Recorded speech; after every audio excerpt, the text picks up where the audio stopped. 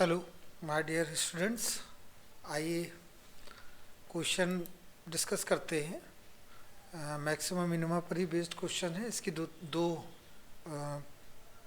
Play दो videos मैंने पहले भी बना रखे हैं। आई होप आप लोगों ने उसको देखा होगा। और अब हम आपको इसी क्रम में दो और बहुत ही इम्पोर्टेंट क्वेश्चंस बताएंगे, जिससे कि आपको मैक्सिमम मिनिमा के क्वेश्चंस और अच्छी तरह से समझ आ सके। हालांकि इस क्वेश्चन में हमने एक छोटा सा ट्विस्ट भी रखा है, थोड़ा सा एक नई चीज़ ऐड करी है, और जिससे कि आप एग्जाम्स में हर तरह के क्वेश्चंस को बीट कर सकें। तो लिखा है total cost function of the firm, ये दे रखा है पूरा, and A tax at the rate of ₹2 per unit of the output is imposed. और टोटल कॉस्ट फंक्शन तो ये है, लेकिन एक टैक्स भी लगाया जाता है ₹2 पर यूनिट का, और इम्पोज कर दिया जाता है। तो निस्संदेह वो टोटल कॉस्ट का ही पार्ट हो जाएगा।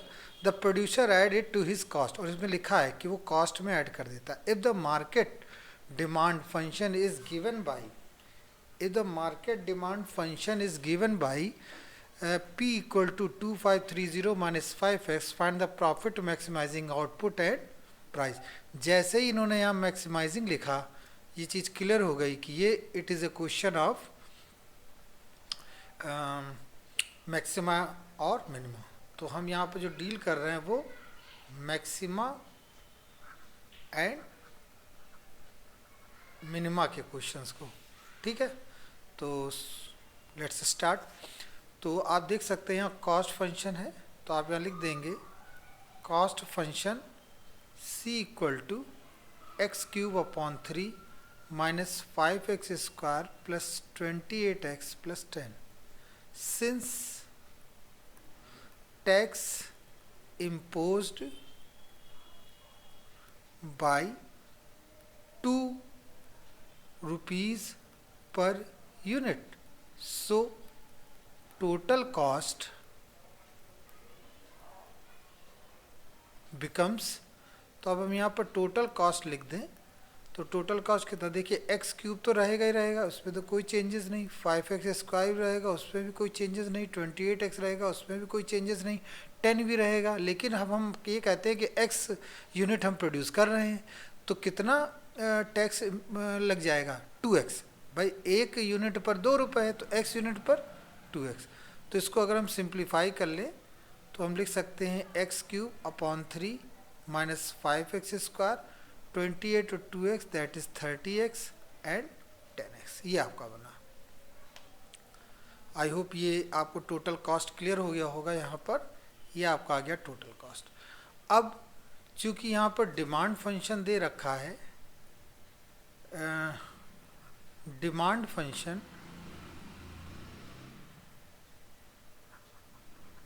देखिए, डिमांड फंक्शन जो है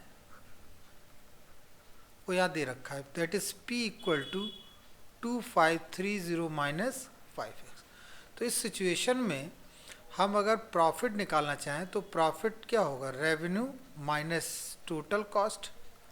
तो आप जानते हैं रेवेन्यू कितना है इस क्वेश्चन में।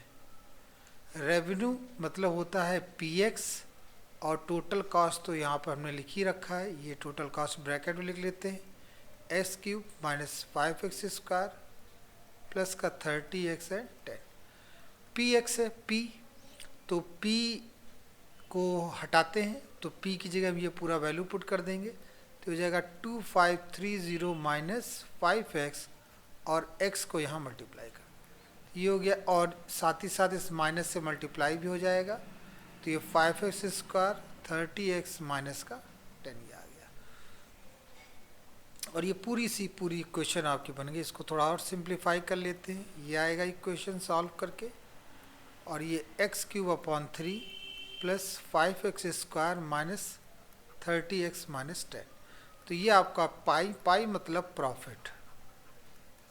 अब आप जानते हैं ये जो प्रॉफिट आपका निकला है, इसको थोड़ा सा कैलकुलेट कर लेते हैं। पहले देखिए ये कैंसिल हो जाएगा, और ये पहले हम लिख देंगे माइनस x³ / 3, ये इसके साथ सब्ट्रैक्ट हो जाएगा, और प्लस 2500x और माइनस का 10। ये आपका पाई आ गया, दिस इज द पाई। अब जैसा कि आप जानते हैं इसको हमें डिफ्रेंशिएट करना पड़ेगा, तो D pi by D x. तो -3x² डिवाइडेड बाई 3 प्लस का 2500 x का 1 हो गया और 10x का 0 हो गया। तो इसको सॉल्व करेंगे तो ये आ जाएगा x² प्लस का 2500, ये आपका आया d/dx। हम जानते हैं फॉर मैक्सिमम और मिनिमम d/dx इक्वल टू 0, ये कंडीशन होती है। अगर आपको ये नहीं समझ में आ रहा तो आप वो पुराने वीडियोस देखिए और आप कमेंट बॉक्स में ज़रूर लिखा करें कि आपको क्या समझ में आया क्या नहीं आया। आई होप आप लोग वीडियो देखते हैं मुझे, और मैं केवल आपके लिए वीडियो बनाता हूँ और मुझे इससे कोई मतलब नहीं, आपका एक नॉलेज क्रिएट हो, बस यही मेरा सोल मोटिव है। और फ्यूचर में अगर होगा तो अलग विषयों, थ्योरेटिकल विषयों पर भी मैं वीडियो बनाऊंगा, जैसे ह्यूमन रिसोर्स मैनेजमेंट हो गया, एसेंशियल ऑफ मैनेजमेंट हो गया, दूसरे कई टॉपिक पर अगर आप कमेंट बॉक्स में लिखते हैं तो उससे भी रिलेटेड वीडियो मैं बनाता हूँ। तो फिर ठीक है, ये पूरा का पूरा जो होगा वो किसके इक्वल हो जाएगा, 0 के इक्वल हो जाएगा। x² plus 2500 is equal to 0, तो x² इज इक्वल टू कितना आएगा 2500 और x इज इक्वल टू 50, वो भी प्लस माइनस है। x के यहाँ पर कितनी वैल्यूज आ गई, 2 वैल्यूज आ गई। ठीक है, तो अब चूंकि x यहाँ पर आप देख सकते हैं ये माइनस है, तो माइनस तो हमें यही छोड़ना पड़ेगा, leave it, because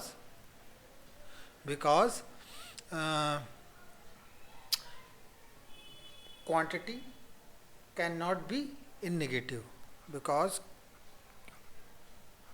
quantity can not be negative, quantity negative नहीं हो सकती, तो इसलिए यहाँ पर हमें क्या लेना पड़ेगा, प्लस का 5। ये तो कॉमन सेंस की बात, एक्चुअली ये सिचुएशनल होता है, इक्वेशन आपको देखनी पड़ेगी किस तरह की। अब जब ये आ गया तो अब हमें इसको फिर से डिफ्रेंशिएट करना पड़ेगा, क्योंकि आप जानते हैं ये इंश्योर करने के लिए कि क्या हो रहा है आगे, तो देखिए 2x आएगा और 2500 का कितना हो जाएगा 0, तो 0 हम यहाँ लिख देते हैं और फिर माइनस का 2x। अब अच्छी तरह से आप परिचित हैं dx² और x इक्वल टू कितना आया 50, तो 50 पर ये हमें चेक करना है, ये हमने 50 लिखा और ये आ गया माइनस का 1। और कमेंट बॉक्स में आप ज़रूर लिखा करें कि ये चीज़ें आपको क्लियर हो रही कि नहीं है। आई होप ये क्लियर होंगी, उससे मेरा मोटिवेशन बढ़ेगा और मैं और अच्छी से अच्छी चीज़ें आपके सामने रखूँगा, जिससे कि आप और अच्छी तरह से समझ सकें। ठीक है, इसको लाइक भी किया करें, जिससे कि अगर ये आपके लिए यूज़फुल है तो बिल्कुल लाइक करें। ठीक है, -100 आपका है, माइनस आया तो इसका मतलब नेगेटिव है। नेगेटिव मीन्स कि at x equal to 50 profit be maximum, would be maximum, ये हो गया। कितना होगा मैक्सिमम, अब हमें वो निकालना है कि कितना, क्वांटिटी तो आ गई आपकी, ये तो श्योर हो गया कि प्रोड्यूस्ड क्वांटिटी क्या होगी,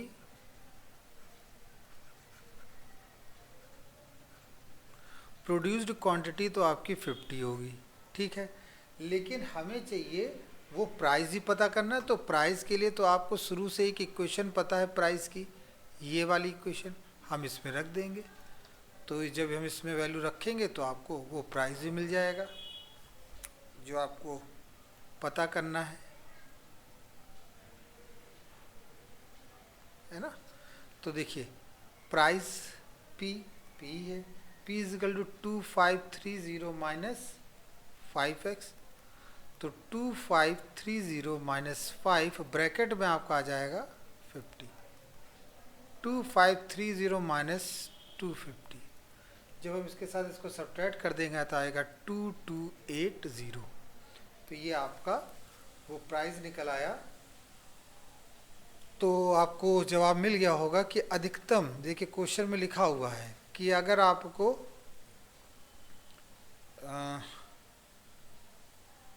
इसको पहले देखिए यहाँ पे लिखा है प्रॉफिट मैक्सिमाइजिंग आउटपुट बताना है आपको, और साथ ही साथ आपको प्राइस भी बताना है। तो हमें पता चल गया कि प्रॉफिट मैक्सिमाइजिंग आउटपुट कितना होगा, वो भी हमने निकाल लिया। ये होगा, ये वो क्वांटिटी होगी और ये वो आपका रुपया होगा। आई होप ये चीज़ आपको क्लियर हो गई होगी। ठीक है, आइए कोई एक और क्वेश्चंस को देखते हैं। उसको भी सॉल्व करने की कोशिश करते हैं। हालांकि इसमें हमने एक बड़ा अच्छा क्वेश्चन लिया जिसमें हम टैक्स को कैलकुलेट कर रहे थे।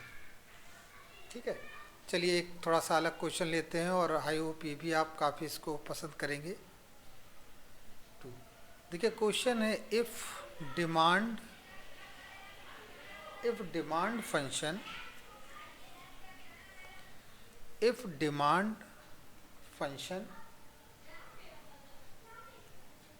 इन P equal to under root 9 minus q, ये दे रखा है 9 माइनस क्यू। क्यू तो आप जानते ही हैं क्वांटिटी है। Then at what level of production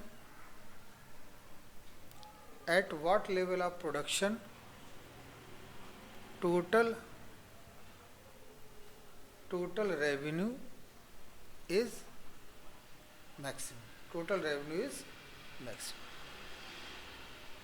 ये बताना है। और यहाँ पे एक खास बात लिखिए, you may assume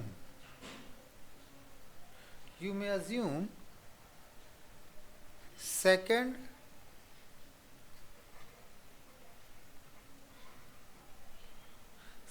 derivative is negative.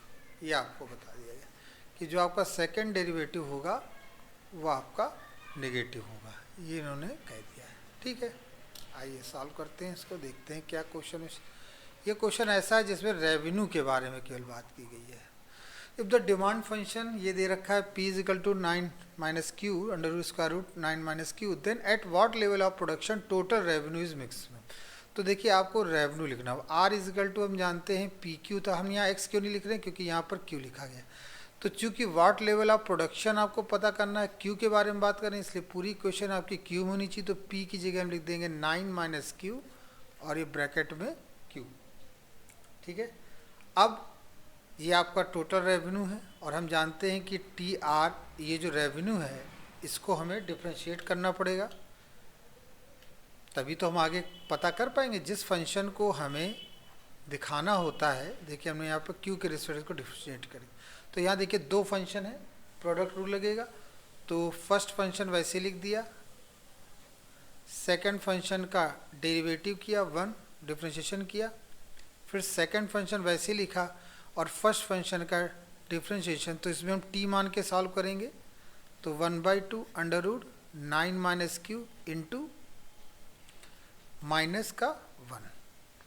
अब आप समझ रहे होंगे ये हमने कैसे सॉल्व किया। अगर ये नहीं क्लियर हो रहा है तो आप पुराने जो प्लेलिस्ट हैं उनके वीडियो दे सकते हैं। बिजनेस मैथमेटिक्स में अलग से वीडियो बना रखा है, प्लेलिस्ट है, वहाँ भी आप जाके इनको डिफ्रेंशिएशन को आप समझ सकते हैं।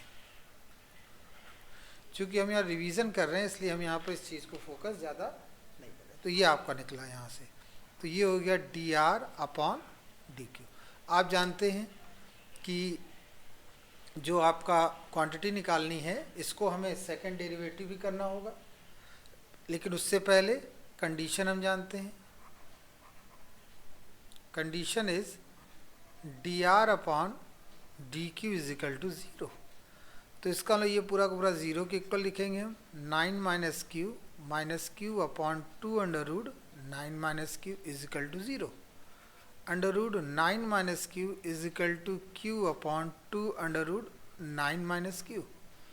इसको क्रॉस गुणा कर लेते हैं तो रूट हट जाएगा, ये रूल आपको पता होगा। ये क्यू आ गया, 18 minus 2q is equal to q and 18 is equal to 3q, ये हमने लिख दिया। And q is equal to 6, आपको 6 मिल गया। क्योंकि यहाँ पर पहले से ही आप देखिए खास बात, यहाँ पर उन्होंने क्वेश्चन में पहले से ही ये लिख दिया है कि जो आपका सेकंड डेरिवेटिव है वो आपका नेगेटिव है ना, ये एज्यूम है, या आप ये कह सकते हैं गिवन दैट है, ये चीज़ आपको पहले से दे रखी है। तो जब ये दे रखा है तो आप पता चल गया कि Q एट, इसका मतलब Q इज इक्वल टू 6 रखने पे वहाँ 0 ही बताएगा, वो नेगेटिव ही बताएगा। सो हमें सेकंड डेरिवेटिव सॉल्व करने की ज़रूरत नहीं, क्योंकि क्वेश्चन में ऑलरेडी दे रखा। तो हम कहेंगे so at Q equal to 6 total revenue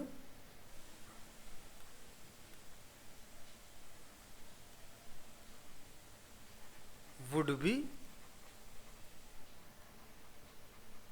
maximum. I hope ये क्वेश्चन आपको समझ में आया होगा. इसको लाइक करें और कमेंट बॉक्स में आप ज़रूर से ज़रूर लिखें कि ये किस तरह का क्वेश्चन. अगर मैं ये रिवीजन की प्लेलिस्ट बना रहा हूँ और रिवीजन मैं करा रहा हूँ. Thank you very much.